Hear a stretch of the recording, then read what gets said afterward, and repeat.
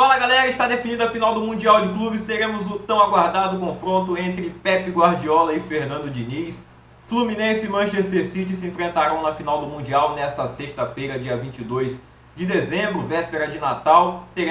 Conheceremos o novo campeão mundial, novo mesmo porque qualquer uma das equipes que vencer, vencerá pela primeira vez o campeonato. O Manchester City venceu nesse ano de 2023 a Champions League pela primeira vez na história, e o Fluminense também conquistou pela primeira vez em sua história a Libertadores da América. Eles eliminaram aí na semifinal, o Fluminense passou pelo Al Ahly do Egito, que foi o campeão da Liga dos Campeões africana, enquanto o Manchester City passou pelo Raya Reds, time japonês campeão da Liga dos Campeões asiática, a Champions League asiática. A gente teve confrontos antes, o Al Ittihad, que era um favorito para enfrentar o Fluminense na semifinal, é o time do país sede, que é a Arábia Saudita, é um time que investiu muito, tem jogadores muito renomados no seu elenco, como é o caso do Karim Benzema, que já venceu a bola de ouro, ídolo do Real Madrid, tem lá o N'Golo Kanté também, que jogou no Chelsea, foi campeão mundial com o Chelsea, o Fabinho, ex-Liverpool, jogador brasileiro, também foi campeão mundial em 2019 contra o Flamengo, campeão da Champions League, obviamente. Era um time que era favorito para passar pelo Al Ahly do Egito, mas acabaram sendo surpreendidos, perderam em casa por 3-1. Com o direito ali o Marcelo Gallardo, ex-técnico do River Plate, esse aí não ganhou o Mundial, não conseguiu fazer o River ser campeão mundial, mas é bicampeão de Libertadores, fez um grande trabalho lá na Argentina. E ele colocou o Marcelo Groi, que está lá há um tempão, goleiro do ex-Grêmio, já disputou o Mundial também, acabou perdendo lá em 2017 para o Real Madrid, mas ele é disparado o melhor goleiro do time ali do Al Ittihad, o melhor jogador da defesa do time, que não é boa. E simplesmente o Gallardo barrou ele nas quartas de final e o Al Ittihad acabou sendo eliminado pelo Al Ahly. O Fluminense venceu ontem então por 2-0 o time egípcio. No primeiro tempo, onde o time egípcio até dominou um pouco mais que o Fluminense, as ações do jogo, mas o Fluminense teve a chance já de abrir o placar na primeira etapa, 2 bolas na trave do John Arias, que viria a marcar o gol dele no segundo tempo, num pênalti sofrido pelo Marcelo, que assim como jogou durante toda a temporada, não foi um lateral fixo. O Marcelo começa o jogo escalado como lateral esquerdo, mas ele vai transitando, hora no meio, hora cai para a ponta direita, e hora ele volta para a lateral esquerda. O Fluminense tomou alguns sustos, mas tem que se dizer que o Manchester City também tomou susto hoje, Só para fechar a situação do Fluminense, então, o gol foi do John Arias primeiro e depois do John Kennedy. John não é o jogador do Palmeiras, mas John e John decidiram o jogo para o Fluminense. A estrela do John Kennedy é algo inexplicável. Ele fez gol em todas as fases mata-mata da Libertadores, oitavas, quartas, semi, e o gol do título na final contra o Boca Juniors. E no primeiro jogo decisivo do Mundial, ele faz gol também definindo a classificação do Fluminense, onde todos os jogadores foram bem, não tem que reclamar de nenhum jogador, acho que todos jogaram bem.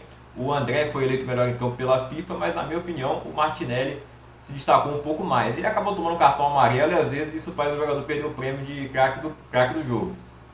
O Marcelo jogou bem, mas eu destacaria as atuações individuais do Martinelli e do Felipe Melo, além do Fábio, que salvou muito lá atrás e vai ter que salvar contra o Manchester City também se o Fluminense continuar dando alguns moles na defesa. Mas o City também tomou alguns sustos hoje. O problema é que o Raya entrou em campo só para se defender. O primeiro tempo foi uma coisa tenebrosa de se assistir, nada acontecia. Teve uma finalização ou duas do City ali que levaram perigo. E o primeiro gol saiu ainda no final do primeiro tempo, um gol contra.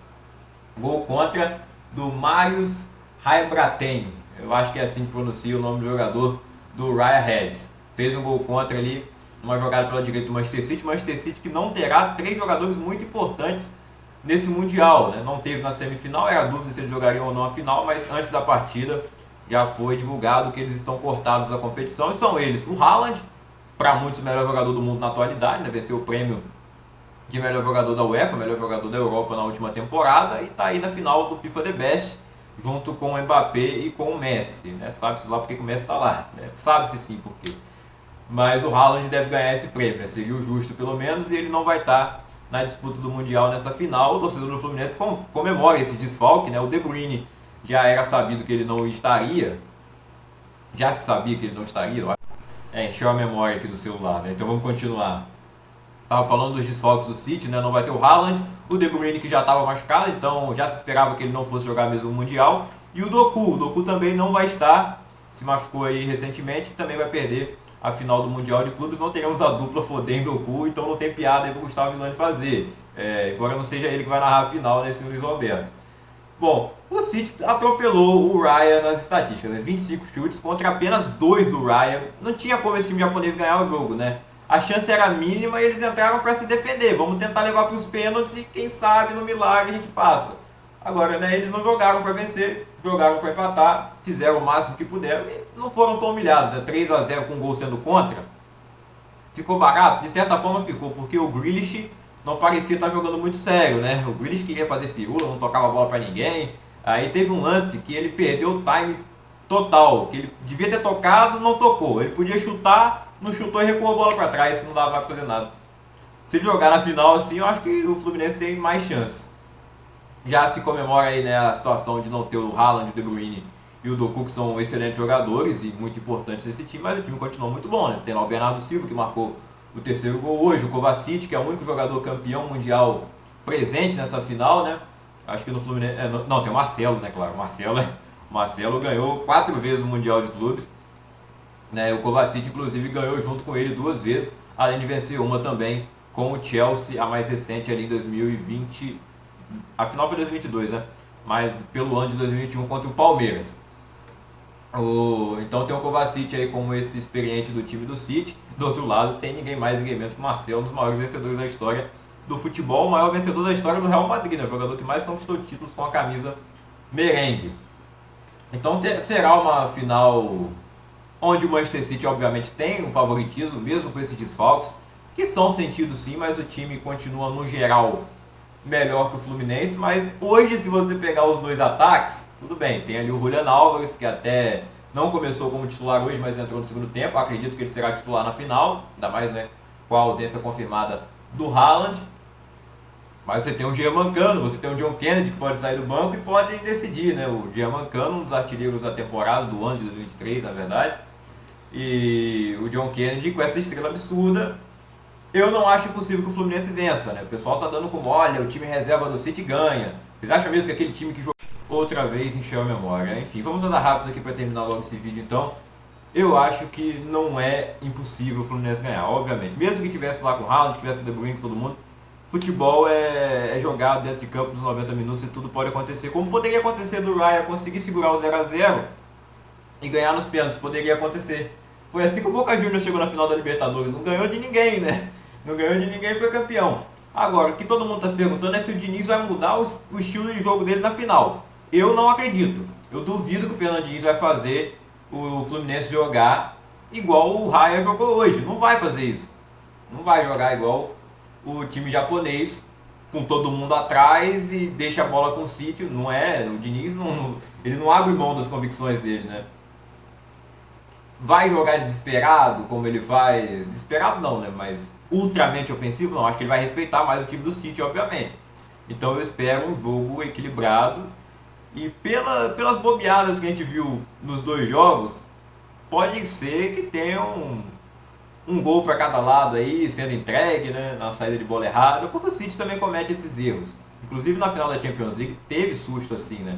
O Akanji deu uma bobeira lá e o Lautaro Martínez acabou finalizando mal em cima do Ederson. Eu acho que o Germancano finaliza melhor do que o Lautaro Martínez, hein?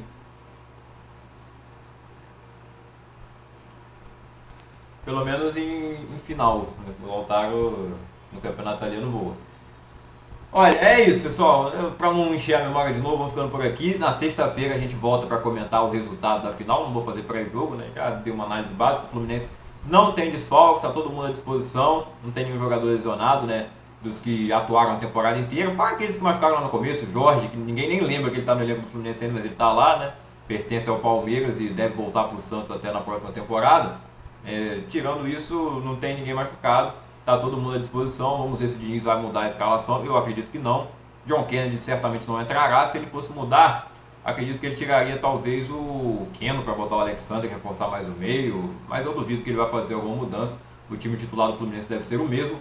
E no Manchester City, talvez o Julián Álvares entre como titular. Essa é a única mudança que eu vejo possível nesse momento, né? Já que os 3 que eu falei, né, estão fora. Agora é isso, vamos aguardar até a sexta-feira, 3 da tarde. Quem será o novo campeão mundial? Deixa aí nos comentários. Diz para quem você está torcendo. Está secando o Fluminense, se você não torce para o Fluminense, obviamente. Está torcendo a favor do time brasileiro ou está secando um rival?